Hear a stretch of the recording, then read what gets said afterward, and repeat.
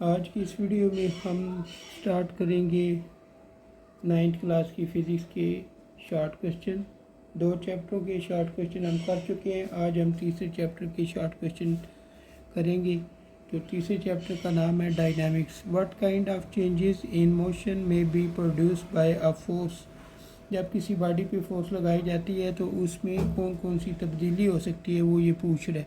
ठीक है, एक तो उसकी स्पीड में तब्दीली हो सकती है। अगर चीज़ तेज़ है तो उसको स्लो कर दें, अगर स्लो है तो तेज़ हो जाएगी। ठीक है, चेंज इन डायरेक्शन, उसकी डायरेक्शन भी चेंज कर सकते हैं आप। ठीक है, यानी जिस तरफ से आ रही है आप फोर्स लगा के उसकी डायरेक्शन को चेंज कर दें। ठीक है, सिमर चेंज कर दें। चेंज इन शेप, उसकी शक्ल भी तब्दील कर सकते हैं। जैसे पेंसिल के ऊपर आप फोर्स लगाएं तो पेंसिल टूट जाएगी, तो वो क्या होगी, उसकी शक्ल तब्दील हो जाएगी। Number two numeric short question है। Give 5 example of contact force. Contact forces के नाम बताने हैं। तो ये आसान से इसके नाम लिखने हैं। Friction, air resistance, drag force, electric force और नॉर्मल फोर्स। ठीक है, जितनी फोर्सेस हैं उनके हमने इसमें नाम लिखने हैं। तो वो क्या होगा, वो कॉन्टैक्ट फोर्सेस में आएगा। हमने 5 फोर्सेस के नाम लिखने थे जो उसमें बोले। तीसरा शॉर्ट क्वेश्चन है।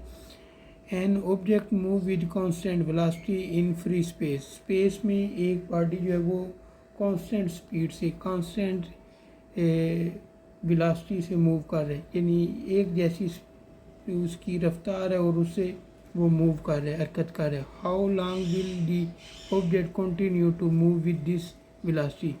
वो कब तक इस स्पीड से मूव करता रहेगा। ठीक है, तो ये उस वक्त तक मूव करता रहेगा जब तक उसके ऊपर कोई एक्सटर्नल फोर्स इस्तेमाल नहीं होगी। ठीक है, जब उसके ऊपर एक्सटर्नल फोर्स, कोई बैरूनी फोर्स इस्तेमाल होगी तो वो रुक जाएगा। अगर बैरूनी फोर्स उसके ऊपर इस्तेमाल नहीं होगी तो वो नहीं रुकेगा। ठीक है, मिसाल के तौर पर देखें, एक गेंद है, जब आप उसको हिट करते हैं तो वो कुछ फासला तय करके रुक जाती है। वो क्यों रुकती है, उसकी वजह यह है कि एक तो हवा की रेजिस्टेंस होती है, हवा उसको रोक रही होती है। दूसरा, अगर वो ग्राउंड के साथ टच हो रहा है तो वो ग्राउंड की जो फ्रिक्शन होती है वो उसको रोक देती है। ठीक है, अब यहाँ पे क्योंकि स्पेस की बात हो रही है तो स्पेस में अगर उसके ऊपर कोई एक्सटर्नल फोर्स नहीं लगेगी तो वो मूव करता रहेगा। ठीक है, यही बात जो है वो इस आंसर में लिखी है। The object will continue to move with constant velocity. Body जो है वो कांस्टेंट स्पीड से मूव करती रहेगी। ठीक है, indefinitely as long as no external force act on it. जब तक उसके ऊपर क्या होगा, कोई बैरूनी फोर्स इस्तेमाल नहीं होगी। ठीक है, एक बॉडी उस वक्त तक मूव करती रहेगी जब तक उसके ऊपर कोई बैरूनी फोर्स इस्तेमाल नहीं होगी। तो यही आंसर लिखा है। एक दफ़ा फिर इसको पढ़ता हूँ। The object will continue to move with constant velocity indefinitely as long as no external force act on it। ठीक है, तो ये हमारा तीसरा शॉर्ट क्वेश्चन था। Number 4, define impulse of force. Impulsive force क्या होती है। ठीक है, इम्पल्सिव फोर्स कहते हैं कि दो या दो से ज़्यादा फोर्सेस जब एक मुख्तसर से वक़्त में किसी बॉडी के ऊपर इस्तेमाल होती हैं तो वो फोर्सेस जो मुख्तसर वक़्त के लिए किसी जिस्म पे इस्तेमाल हों उसको हम कहते हैं इम्पल्स ऑफ फोर्सेस। ठीक है, ये फोर्सेस जो है वो स्ट्रांग किस्म की होती हैं। इनका शदीद किस्म का जो है वो साइड इफ़ेक्ट भी हो सकता है। जैसे देखें, आप रोड पे तेज़ स्पीड से जा रहे हैं तो 2 गाड़ियाँ आपस में टकराती हैं, तो उस दौरान गाड़ियों के अंदर जो फोर्सेस होगी वो इम्पल्सिव फोर्स होगी, और जब वो आपस में टकराएंगी ना तो उस दौरान जो नुकसान होगा वो उन फोर्सेस की वजह से होगा।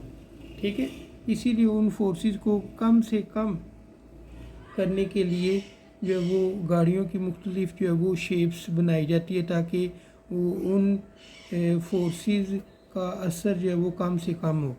ठीक है, तो आंसर इसका पढ़ते हैं। Impulsive a force is the change in momentum cause by a force acting for a short time.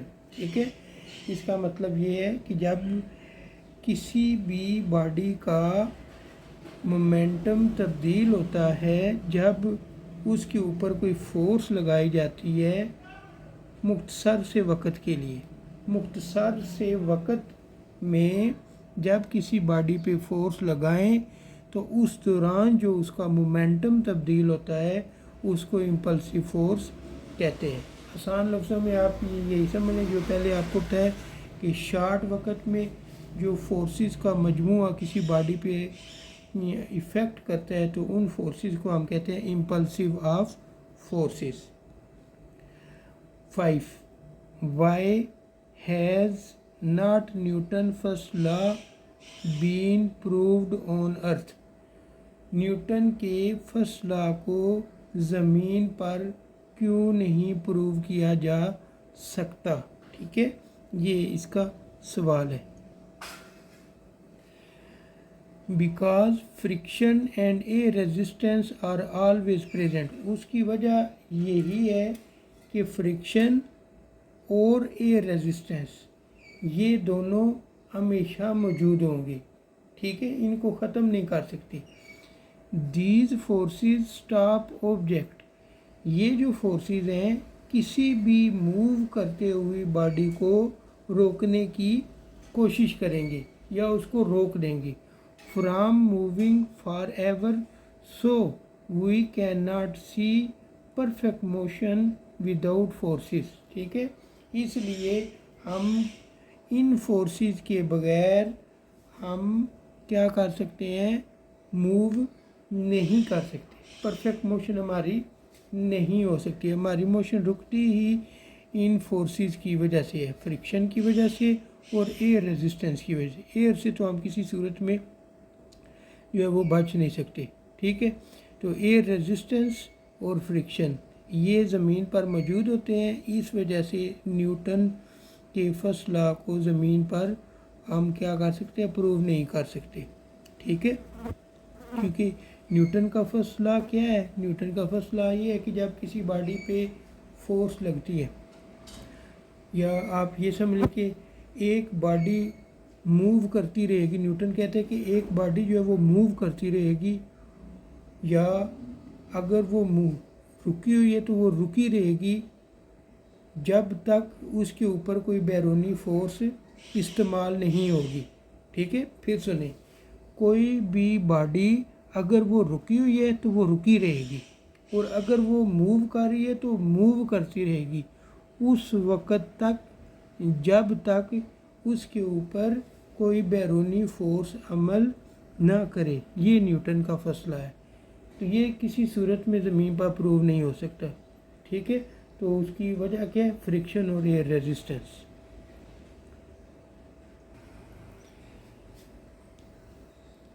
Number 6, when sitting in a car which suddenly accelerate from rest।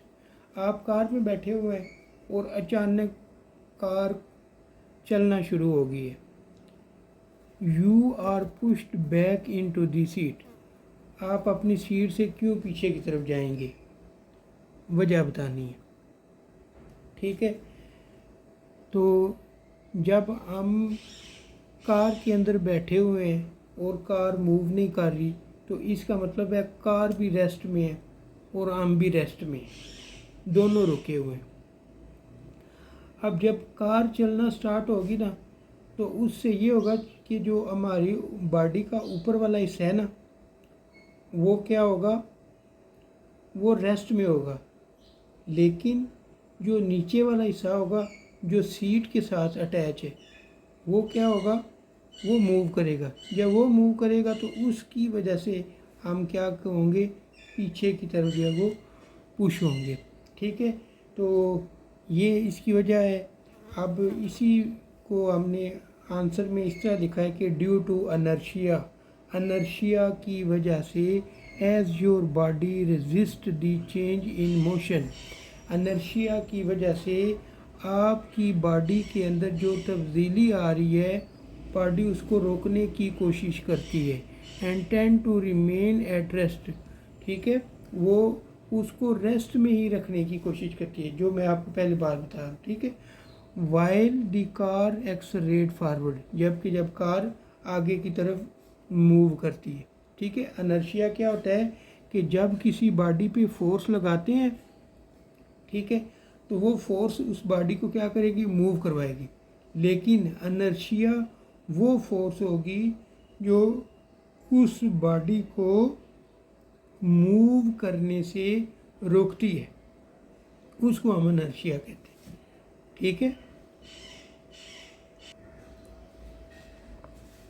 Number 7, the force expressed in Newton second law is a net force, why is it so.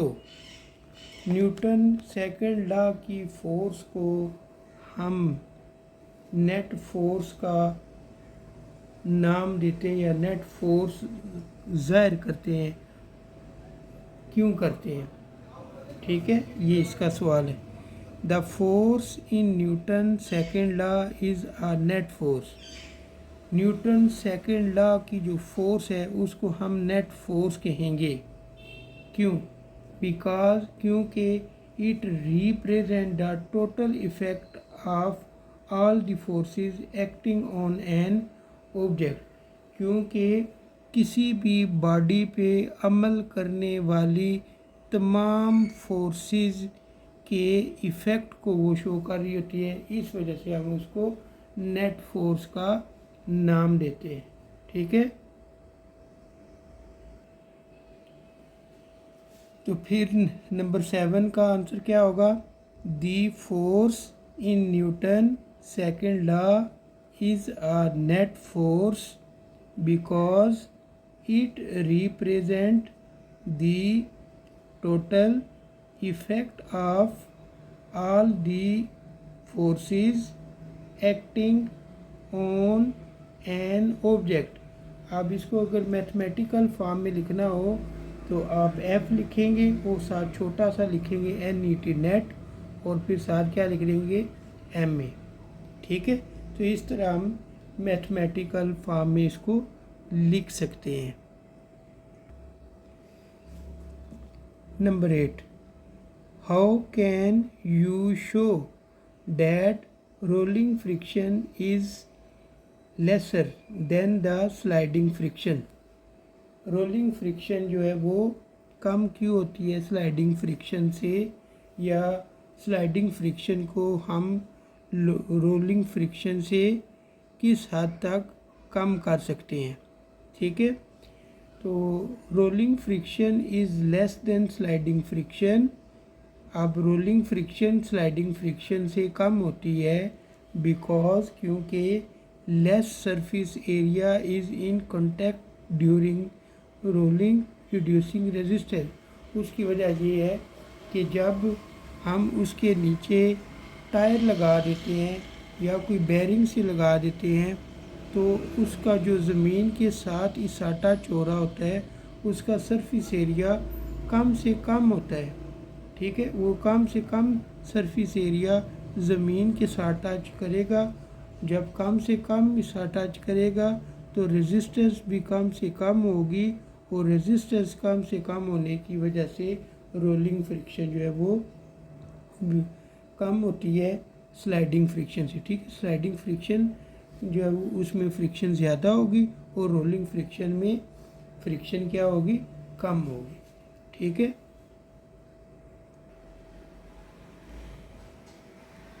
Number 9, define terminal velocity of an object, terminal velocity की definition करनी है। Terminal velocity is the highest speed of falling object can reach when A resistance balance its weight. Terminal velocity उस velocity को कहते हैं जब एक body ऊपर से नीचे की तरफ बड़ी स्पीड के साथ गिर रही हो और उस दौरान जो एयर रेजिस्टेंस है वो उसको बैलेंस करने की कोशिश करे, उसके वेट को बैलेंस करने की कोशिश करे, उस वेलोसिटी को हम क्या कहते हैं? Terminal velocity. ठीक है, फिर पढ़ता हूँ। Terminal velocity is the highest speed of falling object can reach when air resistance balance its weight.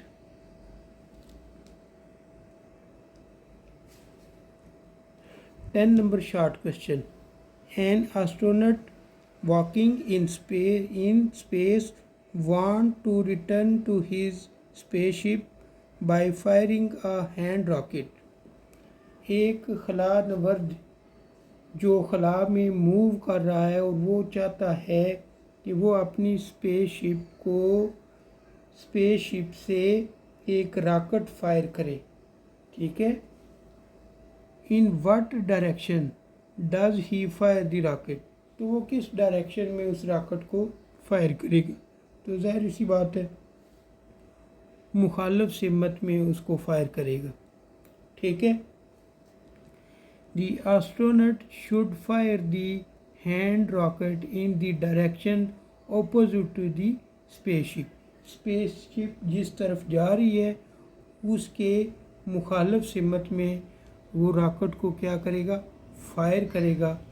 According to Newton third law of motion, Newton के तीसरे कानून के मुताबिक, न्यूटन का तीसरा कानून क्या है कि जब किसी भी बॉडी पे फोर्स लगती है तो जब बॉडी पे फोर्स लग रही है तो वो क्या होगा? उसका एक्शन होगा और उसके रिएक्शन के तौर पे वो बॉडी दोबारा फोर्स लगाएगी, उसको हम क्या कहेंगे?